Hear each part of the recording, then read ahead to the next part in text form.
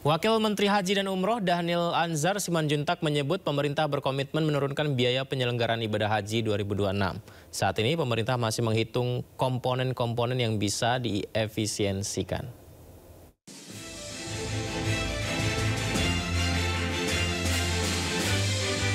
Pembahasan dengan DPR akan difokuskan untuk memastikan pos-pos anggaran yang berpotensi efisien. Namun saat ini angka penurunan biaya haji masih dihitung bersama DPR. Pemerintah menargetkan pembahasan BPIH dapat rampung pada awal November.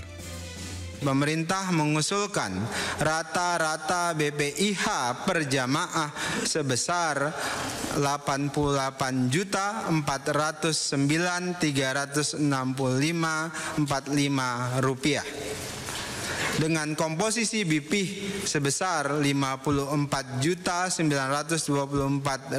atau setara dengan 62% dari nilai total.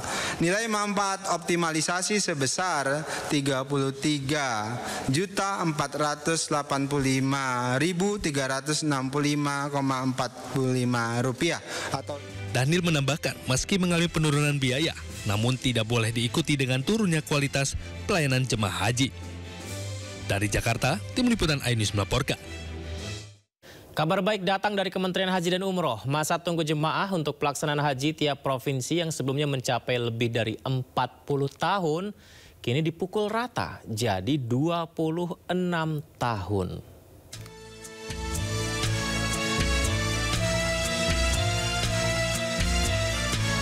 Masa tunggu jemaah untuk pelaksanaan haji tiap provinsi kini dipukul rata menjadi 26 tahun. Hal ini disampaikan Wakil Menteri Haji dan Umroh Dhanil Anzar Simanjuntak dalam rapat kerja dengan Komisi 8 DPR Selasa siang lalu. Menurut Dhanil, masa tunggu ini berbeda dari penyelenggaraan ibadah haji tahun sebelumnya. Dengan adanya perhitungan berdasarkan proporsi daftar tunggu, kuota haji di tiap provinsi otomatis akan berdampak. Ada yang bertambah, ada juga yang berkurang. Dalam rapat itu juga Kementerian Haji membeberkan alokasi kuota haji reguler tahun 2026 per provinsi yang bisa diakses melalui situs website sehingga tidak bisa dimanipulasi. Kami buka, jadi misalnya Aceh berapa, kemudian Sumatera Utara berapa, Jawa Timur berapa, ketika dimasukkan ke rumus itu akan keluar kuotanya.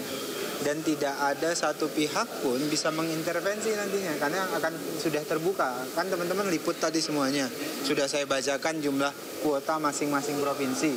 Jadi kalau ada penambahan satu saja, atau pengurangan satu saja, itu berarti ada potensi kecurangan.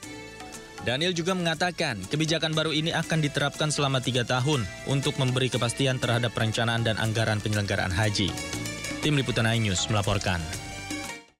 Pemprov Jakarta berencana menaikkan tarif bus Transjakarta. Meski demikian, Gubernur Jakarta Pramono Anung menyebut masih dalam proses finalisasi terkait besaran tarif yang akan dinaikkan.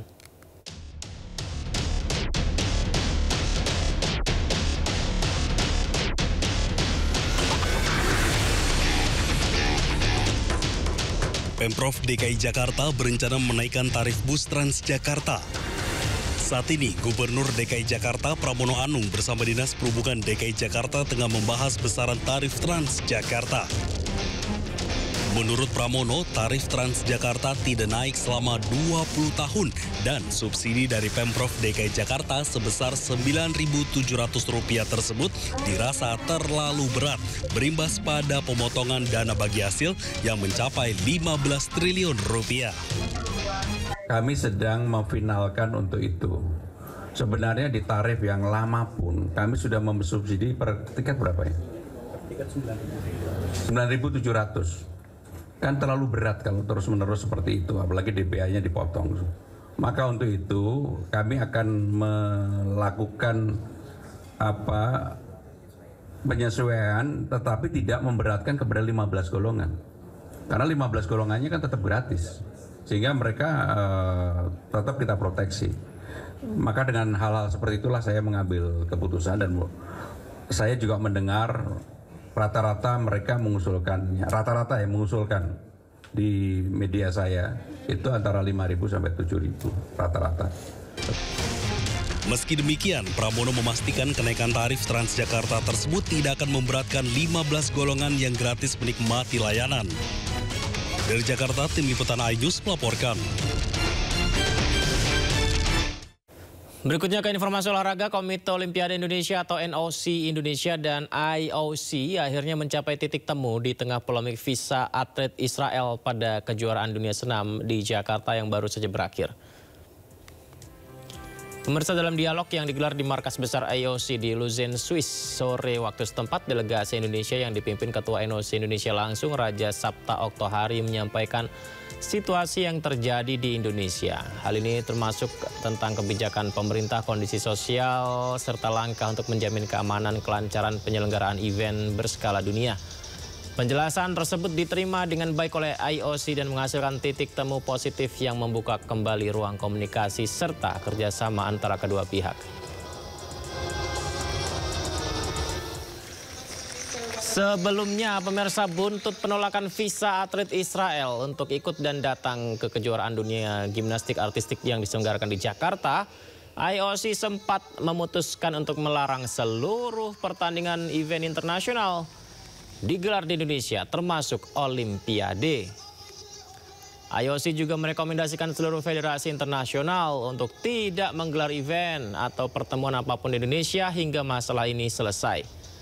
Keputusan diambil IOC dengan alasan agar tidak ada lagi diskriminasi terhadap atlet ke depannya.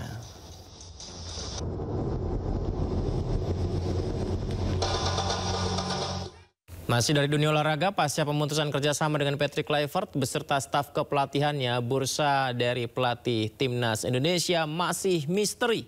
Menanggapi hal ini, PSSI menjelaskan mereka menunggu momen yang tepat tapi juga memastikan keputusan yang dibuat sebelum FIFA Matchday di bulan Maret 2026.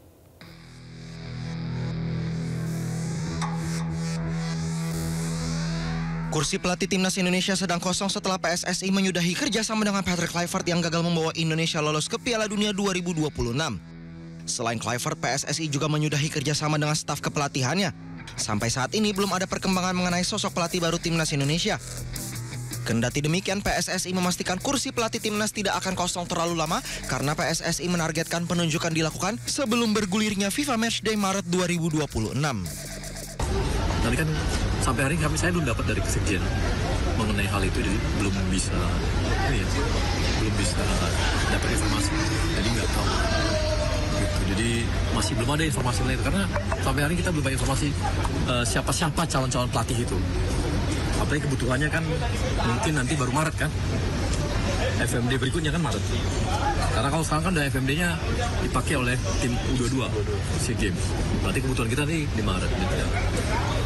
Kita dicari dulu. Kondisi sepak bola nasional memang bisa dibilang masih cukup panas pasca kegagalan Garuda ke Piala Dunia 2026 dan perginya Kluivert. Dengan situasi yang ada, PSSI diperkirakan berhati-hati untuk menunjuk pelatih baru skuad Garuda.